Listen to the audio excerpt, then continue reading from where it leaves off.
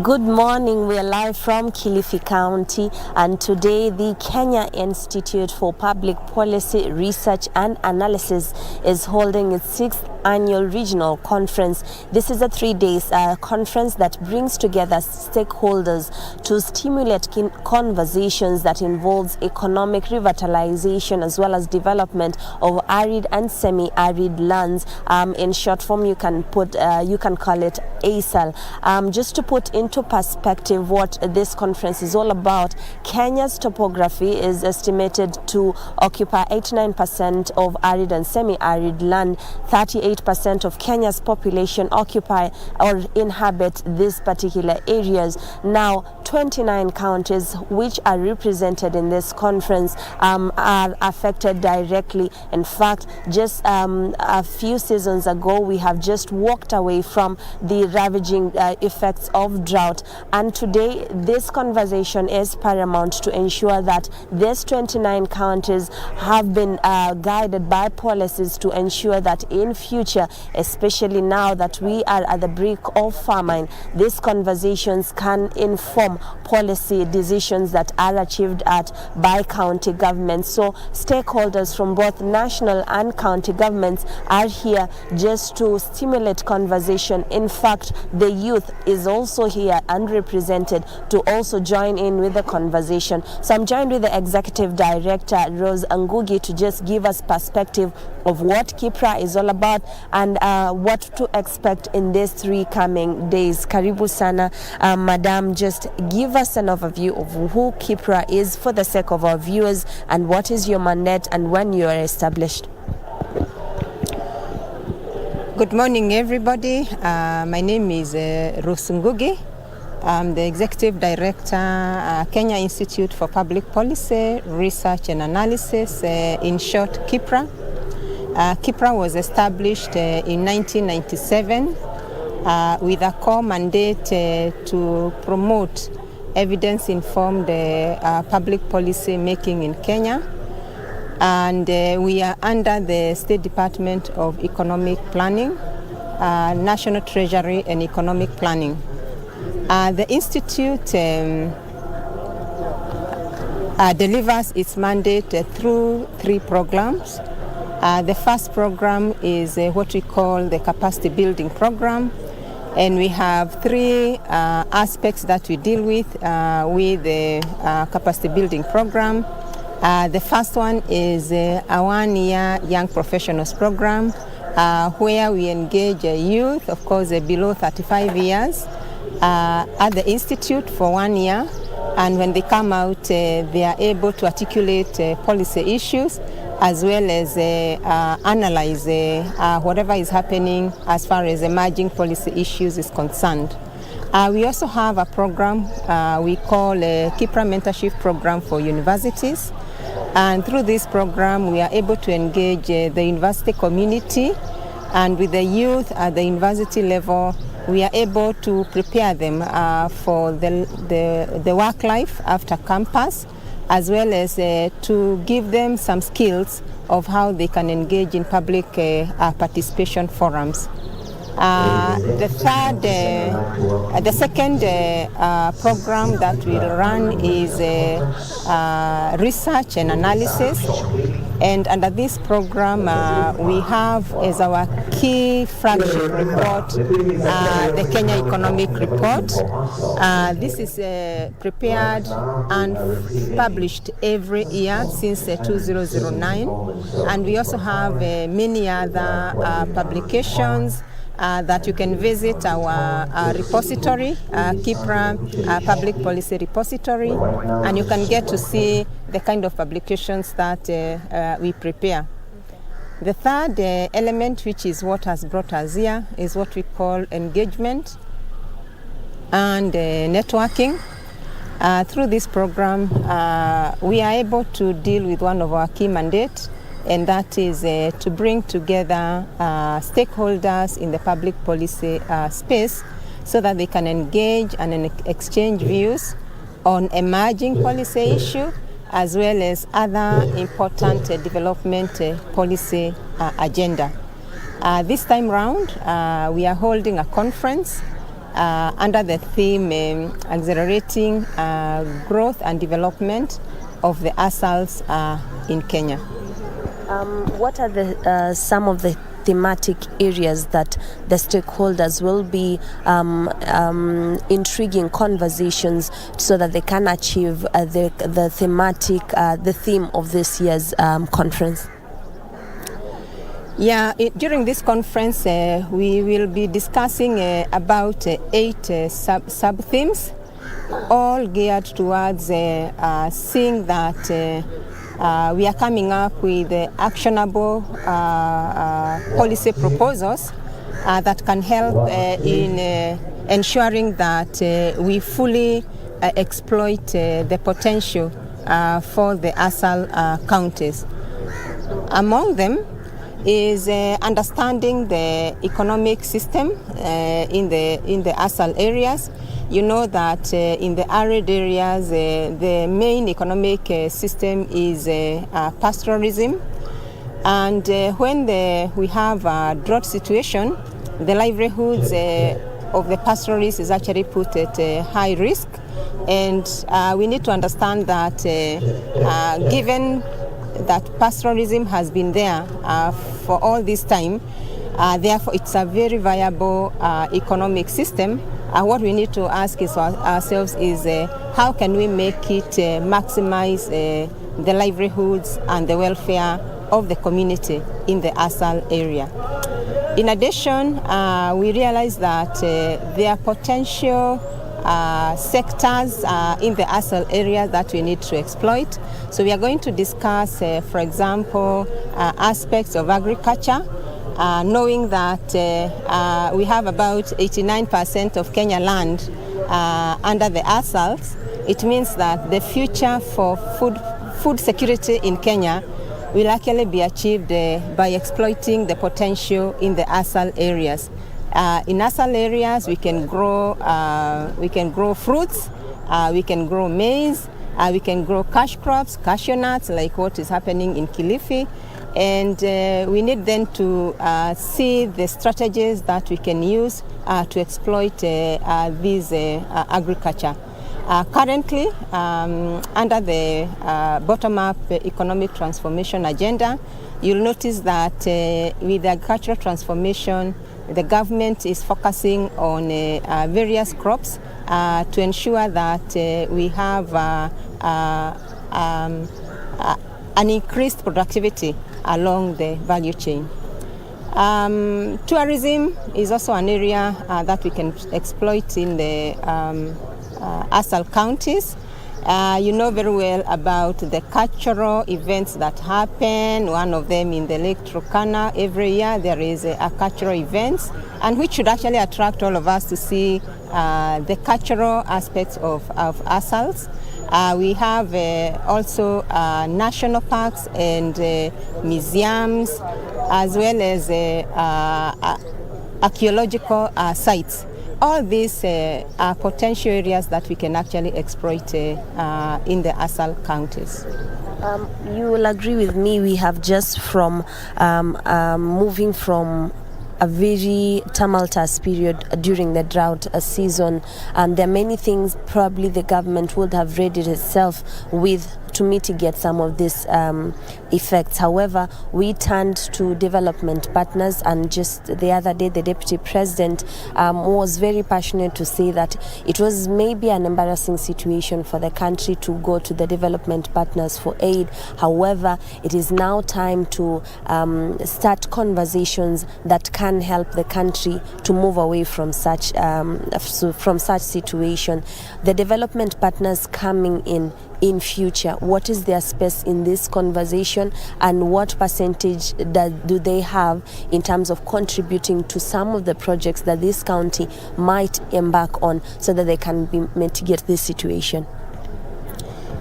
Development is actually a partnership element. If you look at the Sustainable Development Goal, there is a clear emphasis on partnership. So even for us, when we are hit by some of these shocks, we turn to our development partners to ensure that we can work together to secure the livelihoods of the majority of Kenyans. The current situation that we are in, it started all the way in 2021, and in September 2021, the president then declared a national disaster in Kenya. And when that is done, the expectation is that we should see development partners coming in to support us in various areas. Let me say that there are quite a number of initiatives that are ongoing. For example, there is a disaster risk management bill, which the current government is looking to fast track because with that bill, it will actually consolidate and allow for better coordination of all the support that we can give when we are hit by a drought situation. In addition, there is a preparation of the PFM regulations that will support the establishment of a disaster risk management fund. And when we have such a fund, it makes it easier for the development partners to find a pot where they can actually contribute, and also the government to be putting in some money such that they can prepare better when disaster comes. When we go to development partners like the World Bank, we also see that we have a partnership, recognizing that we can only deal with weather shocks when we involve the local communities. So we have what is called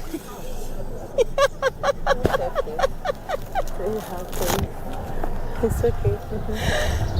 Yeah, so we have what is called the financing locally led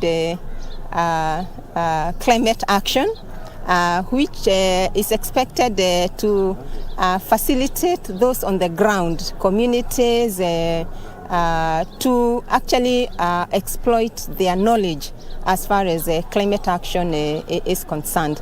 So when we look at all these things, you find that we are almost putting together structures that would help in terms of making it better, coordinating better the activities that involve both the government as well as the development partners, such that we are better prepared in the future. I'm sure you'll agree with me, legislation is critical for every plan that you are going to make today, and that will mean that the county assemblies as well as the National Assembly takes a bigger role, a front approach in terms of adopting some of the policies that you will come up with here. What is your word for the legislation? Front, they were too expressing their sentiments that the government might have not done enough to alleviate the suffering of people during the drought season, or the drought, mitigating the effects. But what can be their role in actively ensuring that the policies right now that you are brainstorming are coming to fruition, and maybe in future we can alleviate some of the effects that we underwent as a country? Yeah, that's a very, very good question. You realize that we are at a very good place in formulating our next 5 years development strategy. The national government is preparing the medium-term plan 4, and at the county level, the preparations for the third CIDPs is also actually going on. So the expectation we have is that as we deliberate and agree on various policy actions from this conference, it will be possible for us to make an input into the CIDPs such that they are prioritized in the next 5 years. The role of parliament, the role of county assemblies is very critical. Like now, I've just told you that the national government is looking to see that the disaster risk management bill is passed. Yeah? At the county level, there has been an action to actually prepare what we call the county climate change action plans, which again helps to bring into the table the county governments in the actions that they need to take in alleviating drought shocks. Yeah, so I would say that all of us actually have a role to play, whether we are national, whether we are county, whether we are government, whether we are development partners, and whether we are media, because also the media is here to ensure that they are able to share information on whatever is happening in all parts of this country. IGAD just the other day concluded a Blue Economy Conference where they say that 15% of the annual GDP is lost to the effects of climate change right now. I have seen in your framework you'd want to merge the green and the blue economy to supplement what is missing or what is going at a loss in this sector due to the effects of the climate change. How then today these conversations will inform that you look into the blue space so that you can get some revenue or get some food security from that particular sector? Yeah, one of the key sub-themes that we have during this conference is what we are calling natural resources and agriculture. And under that theme, we are actually exploring matters to do with the fisheries, because we know, for example, Lake Turkana has a high potential for fisheries. We also know a county like Kilifi with a very big coastal land, yeah, also has marine resources that can be exploited. And of course, we are looking at other agricultural activities, including the apiculture. We know counties like Baringo, they are very good with the beekeeping. So as we do all this, we are telling ourselves that we can diversify sources of growth, we can diversify economic activity, and we can tap into areas that maybe traditionally we have looked at them at subsistence level and make them more commercialized, because this way you'll be able to not only employ more people, but at the same time see the counties being able to participate effectively in trade and grow their GDP. Finally, the youth are actively represented in this forum. Why do you feel that they need to be part of the policy process that is going on for the next 3 days? Yes, since we had our first conference in 2018, we realized that it's not enough just for us to sit back and deliberate. We need to bring everybody in the policy process into the fold. And one of the key stakeholders is actually the youth. For the things that we do today, we are preparing actually the future for the youth. So it's important for them to be at the table when we are discussing matters development into the future, because what we are trying to shape is their future.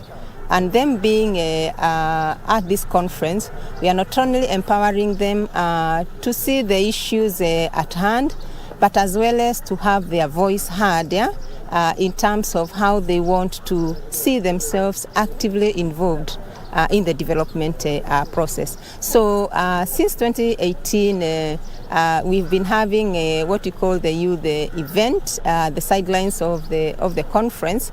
And we have been involving especially the youth from universities because of our KIPPRA mentorship program for universities. But this time round, as we look at our conference in Kilifi, we are bringing in youth from the 29 counties. We brought them actually yesterday. They went through a capacity building to understand the policy process, to understand how they can pitch their conversation with the policy makers. And in the next 3 days, our expectation is that they'll be able to tell us what is it they can do innovatively to see that they contribute to accelerating growth and development of ASAL counties. Your parting shot, perhaps. With ASAL counties representing 89% of the land in Kenya, it means that we are almost talking about the totality of the country. As we think about economic transformation under the bottom-up economic transformation agenda, focusing on the ASAL counties is like focusing on the totality of the economy. There is a lot that we can achieve in agricultural transformation and food security by exploiting the resources in the ASAL counties. Thank you so much for your time. We wish you fruitful deliberations these 3 days. We are in Kilifi County, the Pwani University in particular, where for the next 3 days, the KIPPRA, Kenya Institute of Public Policy Research and Analysis, will be conducting conversation to invoke economic revitalization and development of ASAL's regions here in Kenya. 29 counties are represented. Stakeholders from both national, county and regional